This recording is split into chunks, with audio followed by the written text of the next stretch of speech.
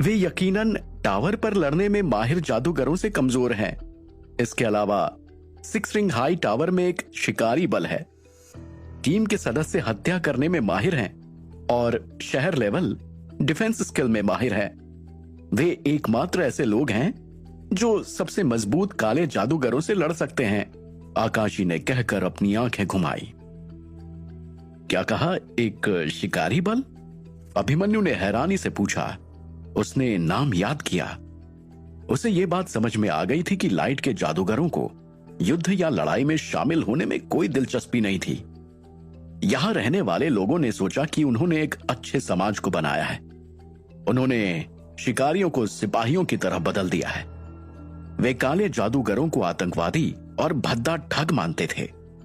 अभिमन्यु ने कुछ देर सोचा और पूछा, अच्छा एक बात बताइए कि क्या होगा अगर काले जादूगर खुद को लाइट के जादूगरों के रूप में छुपकर बेलगामी में प्रवेश कर लें, तो क्या यह खतरनाक नहीं होगा?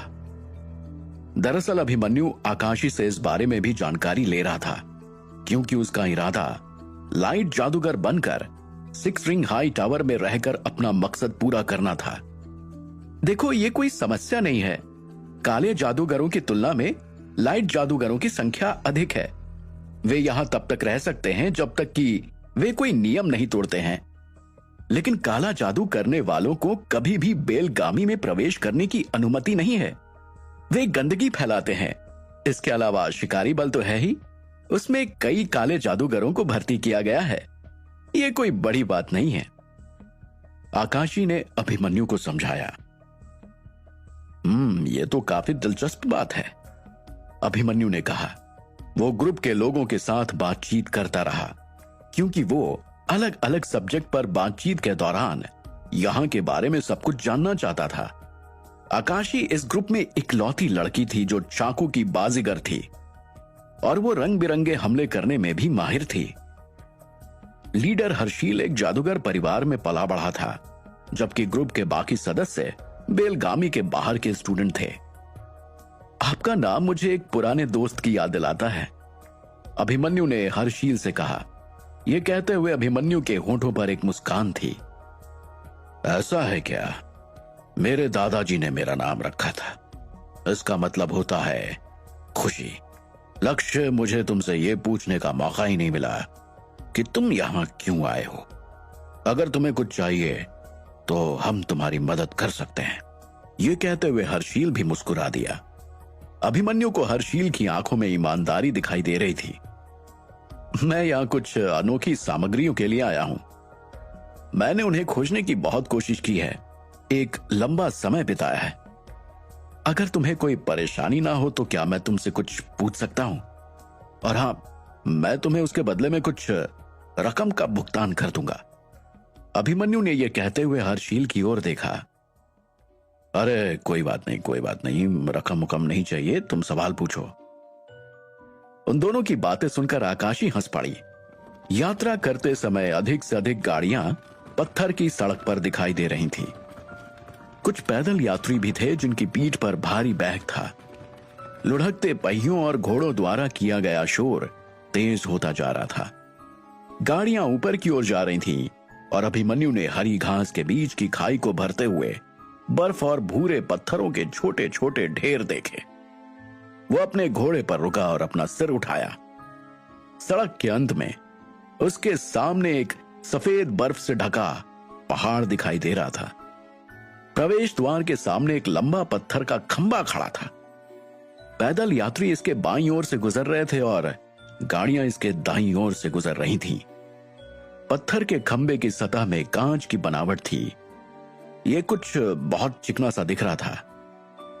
अभिमन्यु ने अपने घोड़ों की लगाम खींची और पत्थर के खंबे को ध्यान से देखते हुए उसे धीमा कर दिया। उसकी दिमागी शक्ति सिकुड़ जाने के बाद वो देख सकता था कि ये टेढ़ी मेढ़ी लहरों से घिरा हुआ था। ये लगभग ऐसा था जैसे पत्थर का खंबा एक सिग्नल टावर हो और लहरें सभी दिशाओं में फैल रही थीं। लेकिन उसे यकीन नहीं था कि ये लहरें आखिर क्या कर सकती हैं। ये क्या चीज है, क्या कोई मुझे बताएगा? अभिमन्यु ने पत्थर के खंबे की ओर इशारा किया। अभिमन्यु ने जिस दिशा की ओर इशारा किया था उसे हर्षील ने देखा और मुस्कुराकर जवाब दिया, अरे ये डार्क क्रिस्टल का खंबा है। मैंने सुना है कि इसका उपयोग तेज एनर्जी एक्टिविटी का पता लगाने के लिए किया जाता है और इसका उपयोग जादूगरों को शक्तिशाली नुकसान वाले मंत्र डालने से रोकने के लिए भी किया जाता है। कुछ लोग तो कहते हैं कि ये इससे कहीं अधिक कर सकता है। इसकी ताकत बहुत ज्यादा है। शायद ही किसी को इस बात का अंदाजा हो। अधेड़ उम्र का एक आदमी बातचीत में शामिल हो गया। अरे आकाशी, तुम्हारे पिता की ओर से तुम्हारे लिए एक संदेश है। वो तुमसे जल्द से जल्द बात करना चाहते हैं। हर्षील ने आकाशी से कहा। आकाशी हैरान लग रही थी। उसने तुरंत पूछा, क्या बात है? मुझे अभी भी सामग्री साफ करनी है क्या? देखो, हमारा तो यही कहना है कि पहले तुम अपने पिता से मिल लो। मुझे लगता है कि कुछ जरूरी काम होगा तुम्हारे पिता को तुमसे। हर्षील ने आकाशी से कहा और अपनी थैली से 2 मीडियम लेवल के जादुई पत्थर निकाले। 10 नियमित जादुई पत्थरों के लिए 1 मीडियम लेवल के जादुई पत्थर का लेन देन किया जा सकता है। हर्षील ने जादुई पत्थर को आकाशी को सौंप दिया। देखो आकाशी, यह वर्तमान बाजार दर के आधार पर इनाम में तुम्हारा हिस्सा है। हालांकि अगर तुम आइटम अधिक कीमत पर बेच आती हो तो मैं उसका बाकी हिस्सा अपने पास रख लूंगा। तुम समझ रही हो ना? यह कहते हुए हर्षील ने आकाशी की ओर देखा और मुस्कुराया। आकाशी झिझक रही थी, लेकिन हर्षील ने पहले ही जादुई पत्थरों को उसकी ओर फेंक दिया था, इसलिए उसने उन्हें हवा में पकड़ लिया। ये सीन देखकर सब हंस पड़े। सबको हंसता हुआ देखकर वो थोड़ी शर्मा गई और उसने बातचीत का टॉपिक तुरंत बदल दिया। फिर उन्होंने वस्तुओं की कीमत के बारे में बात करना बंद कर दिया। अभिमन्यु को पहले से ही पता था कि आकाशी को पैसे की जरूरत है और ग्रुप के सदस्य उसे अपनी बहन की तरह मानते हैं। वे आमतौर पर उसे इनाम का एक बड़ा हिस्सा दिया करते हैं। अभिमन्यु को इस ग्रुप में खुशी भरा माहौल बहुत पसंद आ रहा था। देखो, मेरे पास तो रहने के लिए जगह है। आकाशी, तुम लक्ष्य के लिए किसी जगह का इंतजाम क्यों नहीं कर देती? मौली ने अचानक पूछा। लेकिन मुझे पहले अपने पिता के पास जाना होगा ना? आकाशी जल्दी से बोली। अभिमन्यु मुस्कुराया। उसने एक मीडियम लेवल का जादुई पत्थर निकाला और उसे आकाशी को दे दिया। ये तुम्हारे लिए है आकाशी, अभिमन्यु ने कहा। आकाशी ने उसे जल्दी से पकड़ लिया। ये कुछ ज्यादा नहीं हो गया? मुझे तो बस 2 नियमित जादुई पत्थरों की जरूरत थी। मैं आपको इसके बदले कुछ दे सकती हूँ क्या? आकाशी ने कहा और झट से अपनी थैली बेल्ट से खोली। अरे नहीं नहीं नहीं नहीं, इसकी कोई जरूरत नहीं है, तुम इसे अपने पास रखो, अभिमन्यु ने कहा। वो जानता था कि जादुई पत्थर स्टूडेंट्स के लिए कितना महत्वपूर्ण है। उसकी थैली में अभी भी एक काला कार्ड था। कार्ड एक विशेष प्रकार के जादुई पत्थर से बनाया जाता है और इसे लगभग 1000 नियमित जादुई पत्थरों से बदला जा सकता है। उसके पास रोज इस्तेमाल के लिए कई हाई लेवल के जादुई पत्थर भी थे। इसके अलावा वो दवाई तैयार कर सकता था और उन्हें बेच सकता था। जादुई पत्थर कमाना वास्तव में अब उसके लिए कोई बड़ी बात नहीं थी। इसलिए अभिमन्यु ने आकाशी को एक मीडियम लेवल का जादुई पत्थर दे दिया। वो चाहता था कि आकाशी उसे रख ले। आकाशी ने ध्यान से उसे अपनी थैली में डाल लिया। अभिमन्यु को इतनी आसानी से एक मीडियम लेवल मैजिक स्टोन देते हुए देखने के बाद ग्रुप के लोगों की अभिमन्यु के प्रति धारणा बदल गई। उन्हें लगा कि अभिमन्यु या तो अमीर है या एक बड़े जादूगर परिवार से है। अब आकाशी अपनी दूसरी गाड़ी में बैठ गई थी। उसने अपना सर नीचे किया हुआ था। वो कुछ बुदबुदा रही थी। हमारे मिशन के लिए इनाम और सामग्री बेचने का लाभ लगभग 60 जादुई पत्थर हैं और लक्ष्य ने मुझे एक मीडियम लेवल का जादुई पत्थर दिया है ताकि मैं इस इलाके के बारे में उसे कुछ जानकारी दे सकूं। देखो आकाशी, माना कि शायद वो किसी बड़े परिवार का सदस्य है, लेकिन तुम्हें उससे बात करनी चाहिए। तुम पैसे को लेकर परेशान भी हो, लेकिन इस तरह तो तुम अपने परिवार का कर्ज नहीं चुका पाओगी, है ना? ये मौका बहुत अच्छा है तुम्हारे पास। तुम उससे अच्छी खासी रकम निकलवा सकती हो। ग्रुप के एक सदस्य ने आकाशी से बोला। आकाशी ने अपने होंठ काटे लेकिन कुछ कहा नहीं। वो जानती थी कि इस समय लक्ष्य के करीब जाना उसके लिए सबसे अच्छा मौका है, लेकिन फिर भी वो ग्रुप के साथ मिशन पूरा करके पैसा कमाना पसंद करती। गाड़ी के बाहर लक्ष्य तब तक हर्षील से बात करता रहा जब तक कि गाड़ी काले खंबे के पास नहीं रुक गई। यह खंबा बहुत मजबूत तरीके से बना था, जो किसी विशेष पत्थर के साथ बनाया गया था। खंबे की दाहिनी तरफ से गाड़ियां प्रवेश कर रही थी, जबकि पैदल चलने वालों को बाईं तरफ छोड़ने वाले कैरेज के साथ मिलाया गया था। अभिमन्यु ने अपना सिर नीचे किया और आगे देखा। चौक बर्फीले पहाड़ों के बीच की खाई में बनाया गया था। यहां चारों ओर सब कुछ भूरा था और काले खंभों के पीछे एक घाटी का प्रवेश द्वार भी बना हुआ था। अभिमन्यु ने घाटी में लोगों का पीछा किया। पीछा करते समय उसे एक शोर सुनाई दिया जिसमें कि उसे लगा कि लोग पानी गिरा रहे हैं। चट्टानी बहाव के नीचे दो सफेद धाराओं के साथ उनकी आंखों के सामने एक कप के आकार की घाटी दिखाई दी। उस पर हरे रंग की काई और उनकी दीवारों पर चढ़ने वाली लताओं में से प्रत्येक पर पुराने भूरे पत्थर के घर बनाए गए थे। सभी लोग चलते रहो, ये कहते हुए हर्षील ने गाड़ी से छलांग लगा दी और दोनों घोड़ों की बागडोर हाथ में पकड़ ली।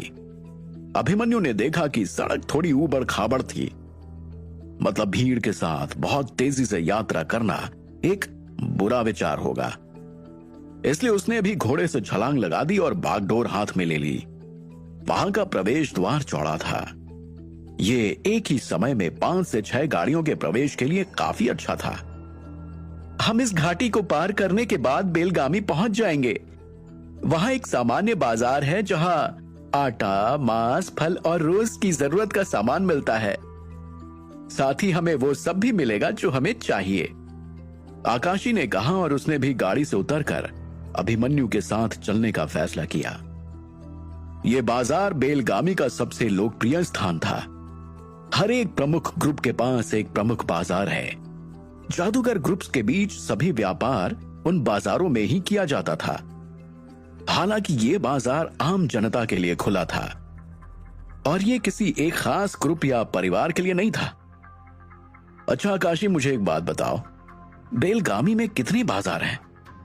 अभिमन्यु ने पूछा। देखिए, यहां कुल 5 हैं, जिसमें से कि 3 प्रमुख ग्रुप्स द्वारा बनाए गए हैं और वे बाहर के स्टूडेंट्स या जादूगरों के लिए खुले हैं। ये कहते हुए आकाशी ने चट्टानों की ओर इशारा किया। अच्छा, एक और बात बताओ, क्या यहां लोग जादुई सामग्री बेच सकते हैं? अभिमन्यु ने फिर से पूछा। देखिए, जैसा कि मैंने कहा, पब्लिक बाजार केवल रोज की जरूरत का सामान बेचता है। आपको यहां मंत्र से संबंधित कोई भी सामग्री नहीं मिलेगी, लेकिन आप कपड़े या भोजन यहां से खरीद सकते हैं। और यकीन मानिए, यहां कोई भी सूट अच्छा नहीं मिलेगा आपको, आकाशी ने कहा। वे भीड़ भाड़ वाली सड़क से धीरे धीरे आगे बढ़ रहे थे। घाटी से गर्म और गीली हवा चल रही थी। यह स्थान बर्फ के पहाड़ों से घिरा हुआ था, लेकिन किसी कारण से यह अभी भी गर्म था। बाईं ओर एक चट्टान पर एक पत्थर के घर के सामने कई गाड़ियां लगी हुई थी। 10 मजबूत वर्कर्स घर में सामान ले जा रहे थे और सामान की देखरेख करने वाले 2 लोग उन पर चिल्ला रहे थे। वहां झरने की वजह से शोरगुल इतना ज्यादा था कि आवाज साफ सुनाई नहीं दे रही थी। आकाशी ने देखा कि अभिमन्यु इस तरफ देख रहा है और उसने कहा, वो जो दुकानदार है ना, वो लाल बीन्स, काली बीन्स और समुद्री बीन्स जैसी फलियां बेचता है। उन्हें यहाँ व्यापारियों द्वारा इकट्ठा और दुकानदारों को बेचा जाता है। वास्तव में यहाँ का अधिकांश भोजन नाथू द्वारा दिया जाता है। नाथू कौन? अभिमन्यु ने हैरानी से पूछा। अच्छा हाँ, नाथू। पहले तो आप उनके चेहरों को देखो। मेरा मतलब है कि जो माल गाड़ी से नीचे ले जा रहे हैं ना, उनको देखो, आकाशी ने अभिमन्यु से कहा। अभिमन्यु ने सिर हिलाया और उन वर्कर्स के चेहरों को देखने लगा। ये वर्कर्स अलग से दिखाई दे रहे थे। उनकी त्वचा नीली थी और तराजू उनके गालों को ढके हुए था। उनके चेहरे घोड़ों के आकार के थे और उन सबके एक कान में पीतल की बालियां थीं। अभिमन्यु और आकाशी ये सब देख ही रहे थे कि तभी एक काला गेंडा पूरी गति से उनकी ओर भागता हुआ आया। ये देखकर अभिमन्यु और आकाशी तुरंत किनारे चले गए। वहां पर सफेद चोगा पहने एक बूढ़ा आदमी था। उसकी लंबी दाढ़ी हवा में उड़ रही थी। सुनो, ये एक जादूगर है, आकाशी ने धीमी आवाज में अभिमन्यु से कहा। अभिमन्यु ने सिर हिलाया। वो बूढ़े आदमी के चारों ओर बल क्षेत्र को महसूस कर सकता था। ये पहला जादूगर था जो अभिमन्यु को बेलगामी शहर में मिला था। कौन है ये जादूगर? इस नए शहर में क्या होगा अभिमन्यु का नया कदम? लाइट के जादूगरों को जाने देने के लिए सभी लोग किनारे पर चले गए। चलो चलते हैं, अगला बाजार दूर नहीं है, आप वहां सामग्री के लिए व्यापार कर सकते हैं, आकाशी ने अपनी स्कर्ट को ठीक करते हुए कहा। अभिमन्यु ने हाँ में सिर हिलाया। मुझे पहले अपने पिता से बात करनी होगी, है ना? लेकिन इससे पहले मैं आपको 6 रिंग हाई टावर की मिल्कियत वाले बाजार में ले जाऊंगी। आप वहां सारी चीजें देख सकते हैं, आपको जो लेना होगा आप ले लेना, और मैं जल्दी ही वापस आ जाऊंगी अपने पिता से मिलकर, ठीक है? आकाशी ने अभिमन्यु को देखा और कहा, जरूर, जैसा आप चाहें, अभिमन्यु ने कहा। अभिमन्यु वैसे भी जल्दी में नहीं था। मेज पर जादुई पत्थरों से भरी एक काली थैली रखी हुई थी। अभिमन्यु ने भी टेबल पर हाथ रखा और काउंटर के पीछे दुकानदार की तरफ देखा। उसने पूछा कि भाई साहब, क्या आपके पास ट्री किलर दवाई होगी?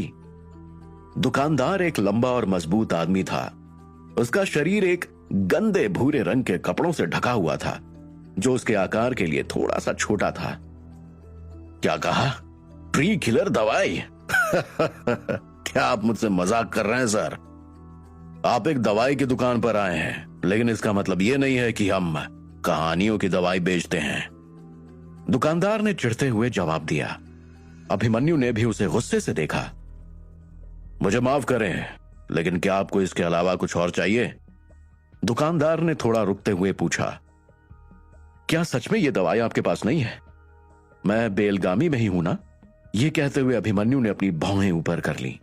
अभिमन्यु को अब गुस्सा आ रहा था उस दुकानदार की बातों पर। हाँ, आप बेलगामी शहर में ही हैं। आप बेलगामी में वो सब कुछ पा सकते हैं जो आप चाहते हैं, लेकिन कुछ ऐसी चीजें भी हैं जिन्हें सिर्फ जादुई पत्थरों से नहीं खरीदा जा सकता।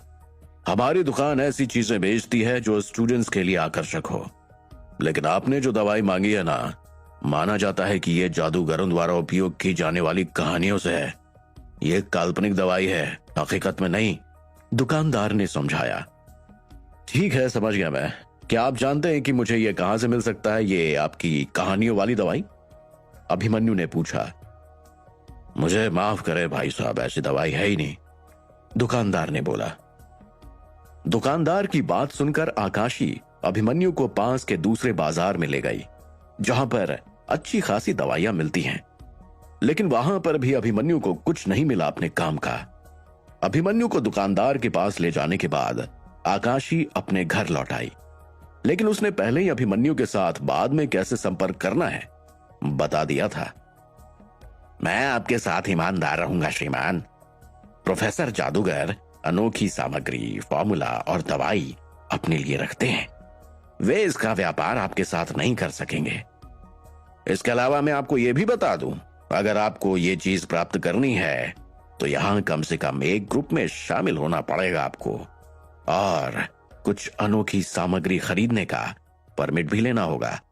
मेरा सुझाव है कि आप प्रोफेसर निबोध से बात करें, दुकानदार ने अभिमन्यु को बताया। प्रोफेसर निबोध, ये कौन है? अभिमन्यु निबोध के बारे में सुनकर थोड़ा हैरान था। अरे तुम, कब चाहिए तुम्हें ये दवाई? मैंने तुम्हें कुछ खरीदते हुए देखा नहीं वैसे। चमड़े के सूट में एक स्ट्रांग आदमी कुछ हैरान भाव से अभिमन्यु को जवाब दे रहा था। अभिमन्यु ने अपना सिर घुमाया और उस आदमी को नीचे से ऊपर तक देखा। उस आदमी के हाव भाव बदल गए और उसका चेहरा पीला पड़ गया। अभिमन्यु ने उस आदमी को नजरअंदाज किया और फिर से दुकानदार की ओर देखकर पूछा, अच्छा तो फिर ये प्रोफेसर निबोध कहां मिलेंगे, मुझे ये तो बता दो। देखिए श्रीमान, आप यहां से बाएं मुड़े और आपके सामने एक भूरे रंग के पत्थर का घर आएगा। वही प्रोफेसर निबोध का घर है। लेकिन श्रीमान, मैं आपको फिर से बताए दिए देता हूं, आपको कम से कम एक लोकल ग्रुप में शामिल तो होना ही होगा, वरना वो आपको कोई भी अनोखी सामग्री नहीं बेचेंगे। दुकानदार बोला, वैसे मैंने सोचा था कि तुम मजाक कर रहे हो। क्या मुझे सच में उसके लिए एक लोकल ग्रुप से जुड़ना होगा? क्या ये इतना जरूरी है? अभिमन्यु के चेहरे पर मुस्कान आ गई। दुकानदार ने हां में सिर हिलाया। अभिमन्यु के पीछे कुछ लोग उससे बात करना चाहते थे, लेकिन जैसे ही उन लोगों ने अभिमन्यु की आंखों में देखा तो अपना सिर नीचे झुका लिया। अभिमन्यु के आसपास का माहौल भयावह था। एक मजबूत भाड़े का गार्ड उसे घूर रहा था, जैसे वो उसे अभी मार ही डालेगा। वे जानते थे कि वो आदमी स्ट्रांग था। केवल जादूगर और जादूगर स्टूडेंट्स जो हानिकारक मंत्रों पर ध्यान केंद्रित करते हैं, उनके पास ही इस तरह की खूनी आभा होती है।